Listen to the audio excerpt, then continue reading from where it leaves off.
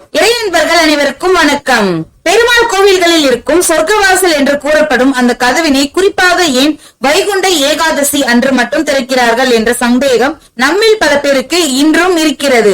அந்த சந்தேகத்தை தீர்ப்பதற்கு இப்பதிவு. வருடம் முழுவதுமே மூடியிருக்கும் சொர்க்கவாசல் எதற்காக வைகுண்ட ஏகாதசி அன்று மட்டும் திறக்கப்படுகிறது? வைகுண்டத்தில் தான் விஷ்ணு பகவான் வசிக்கிறார்.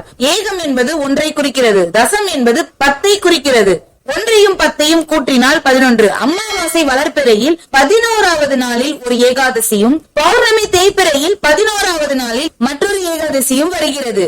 மொத்தம் வருடத்தில் 24 ஏகாதசிகள் வரும். இதில் மார்கழி மாதத்தில் வளர்ப்பிறையில் வரும் ஏகாதசியை நாம் வைகுண்ட ஏகாதசி என கொண்டாடுகிறோம். மாதங்களில் நான் மார்கழியாக இருக்கிறேன் என பகவான் ஸ்ரீ கிருஷ்ணர் கூறியிருக்கிறார். அந்த அளவு புனிதத்தன்மை வாய்ந்த மாதம் இந்த மார்கழி மாதம். மார்கழி மாதம் வளர்ப்பிறையில் வரும் ஏகாதசியை நாம் வைகுண்ட ஏகாதசியாக கொண்டாடுகிறோம். மகாவிஷ்ணுவை வேண்டி வழிபடும் விரதங்களில் முதன்மையானதாக இருப்பது ஏகாதசி விரதமே. இந்த விரதத்தை கடைபிடிப்பது அஸ்வமேத யாகம் செய்த பலனை கொடுக்கும் என்கிறது புராணம். இந்த மாதத்தில் இறந்தாலும் கூட நாம் சொர்க்கத்திற்கே செல்வோம் என்று கூறுவார்கள். விஷ்ணு பகவானின் 108 திவ்ய தேசங்களில் முதல் திவ்ய தேசமான ஸ்ரீரங்கம் தொடங்கி எல்லா பெருமாள் ஆலயங்களிலும் வைகுண்ட ஏகாதசி அன்று சொர்க்கவாசல் திறப்பு விழா மிக்க விமர்சையாக நடைபெறும். பெருமாளின் திருவடியை தரிசிக்க லட்சக்கணக்கான பக்தர்கள் சொர்க்கவாசல் வழியாக செல்ல காத்திருக்கின்றனர். சொர்க்கவாசல் வழியாக எழுந்தருளும் இறைவன் தனது பக்தர்களையும் அந்த வாசல் வழியாக அழைத்து சென்று அருள்பாலிக்கின்றார். மாதத்தில் 2 ஏகாதசி என வருடத்திற்கு 24 ஏகாதசிகள் வருகின்றன.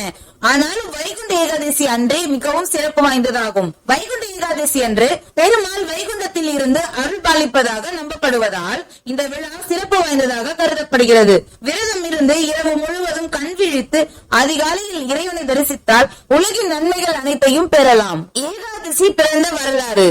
கிருதாயுகத்தில் முரண் என்ற அசுரன் தேவர்களை மிகவும் கொடுமைப்படுத்திக் கொண்டு இருந்தான். இந்த அசுரனை அடக்க முடியாமல் திணறிய தேவர்கள் இந்த அசுரனை அழிக்க சிவபெருமானை வேண்டினார்கள். சிவபெருமானோ இவனை அழிக்க விஷ்ணுவால் மட்டுமே முடியும், அதனால் நீங்கள் அவரிடம் செல்லுங்கள் என்று கூறினார். இதை அறிந்து அசுரன் நானே பெருமாளை முடித்து விடுகிறேன் என வேகமாக விஷ்ணு இருக்கும் இடம் நோக்கி புறப்பட்டான். திருமாலை தேடி வந்த முரண் பள்ளிக்கொண்டிருந்த திருமாலை கொல்ல நினைத்து உடைவாளை உருவினான். திருமாலின் உடலில் இருந்து ஒரு அழகிய பெண் முரணை போருக்கு அழைத்து அவனை அழித்தாள்.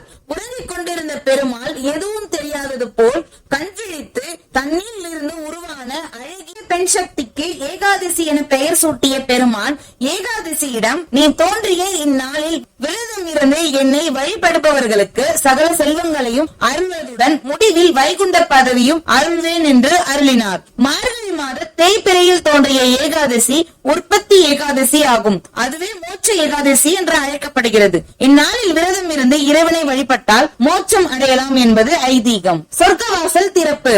பூலோகத்தில் உயிர்களை உருவாக்க வேண்டும் என்ற எண்ணம் விஷ்ணு பகவானிற்கு வந்தது. உயிர்களை படைக்கும் வேலையை செய்வதற்காக ஒருவரை நியமிக்க வேண்டும் என்பதற்காக பிரம்மாவை படைத்தார். உயிர்களை எல்லாம் இந்த பூலோகத்தில் பிரம்மாவான தான் படைக்கப் போகிறோம் என்ற கர்வமானது பிரம்மனுக்கு ஏற்பட்டு தலைகணமும் ஏறிவிட்டது. இந்த பிரம்மனின் தலைகணத்தை அடக்குவதற்கு என்ன செய்ய வேண்டும் என்று சிந்தித்த விஷ்ணு தன் காதுகளில் இருந்து 2 அசுரர்களை வெளிக்கொண்டு வந்தார். இந்த 2 அசுரர்களும் பிரம்மனிடம் போரிட்டன. 2 அசுரர்களின் கோர தாண்டவத்தையும் கண்ட பிரம்மனின் கர்வமானது அடங்கியது. ஏனென்றால் இந்த 2 அசுரர்களையும் உருவாக்கியவர் விஷ்ணு பகவான். இவர்களுடைய சக்தியும் அதிகம். அதாவது ஒரு நல்ல செயலுக்காக உருவாக்கப்பட்ட அரக்கர்கள் இவர்கள். பிரம்மனின் தலைக்கணத்தை நீக்கிய உங்களுக்கு என்ன வர வேண்டும் என்று விஷ்ணு பகவான் அந்த 2 அரக்கர்களையும் நோக்கி கேட்டார்.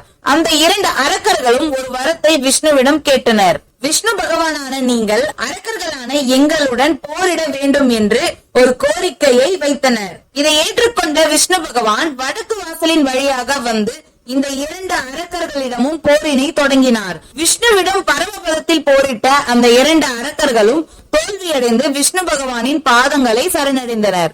பகவானே, தங்களின் சக்தியால் உருவாக்கப்பட்ட நாங்கள் வைகுண்டத்தில் உங்களிடமே இருக்க வேண்டும் என்று வேண்டி வரத்தையும் கேட்டனர். தோல்வியுற்ற இந்த 2 அரக்கர்களும் வடக்கு வாசலின் வழியாக பெருமாளை சென்றடைந்தனர். 2 அரக்கர்களுமே பெருமாளை சென்றடைந்த இந்த நாளை தான் வைகுண்ட ஏகாதசி திருநாளாக கொண்டாடி வருகிறோம். 2 அரக்கர்களும் இன்று வரை பெருமாளின் இரு புறங்களிலும் சங்கு சக்கரமாக மாறி காட்சி தருகின்றன. இந்த வடக்கு வாசல் தான் சொர்க்க வாசலாக கூறப்படுகிறது. இதன் மூலமாக வைகுண்ட ஏகாதசி அன்று சொர்க்க வாசல் வழியாக பெருமாளை தரிசிப்பவர்களுக்கு பாவங்கள் நீங்கி முக்தி அளிக்க வேண்டும் என்று அந்த அசுரர்கள் பெருமாளிடம் வரத்தை கேட்டனர். இந்த வரத்தின் மூலமாகத்தான் வைகுண்ட ஏகாதசி அன்று சொர்க்க வாசல் திறக்கப்பட்டு பெருமாள் நமக்கு காட்சி தருகிறார். விஷ்ணு பகவானால் படைக்கப்பட்ட அசுரர்கள் தெரியாமல் செய்த தவறினை மன்னித்து அவர்களுக்கு மோட்சம் தந்து தன்னுடனே வைத்துக் கொண்ட பெருமாள் மனித பிறப்பு எடுத்து தெரியாமல் தவறு செய்யும் நம்மையும் மன்னித்து மோட்சத்திற்கு அழைத்து செல்வார் என்பதே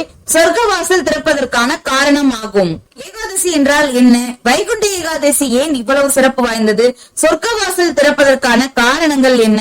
நாம் சொர்க்க வாசல் திறக்கும் போது நாம் செல்வதால் ஏற்படும் நன்மைகள் என்னன்ட்டு இந்த வீடியோல நம்ம தெரிஞ்சுக்கிட்டோம். இந்த வீடியோ பதிவு உங்களுக்கு பயனுள்ளதா இருந்ததுன்னா கண்டிப்பா இந்த வீடியோக்கு ஒரு லைக்கும், இந்த மாதிரி வீடியோக்களை தொடர்ந்து பார்ப்பதற்கு கண்டனருள் யூடியூப் சேனலை சப்ஸ்கிரைப் பண்ணிக்கோங்க.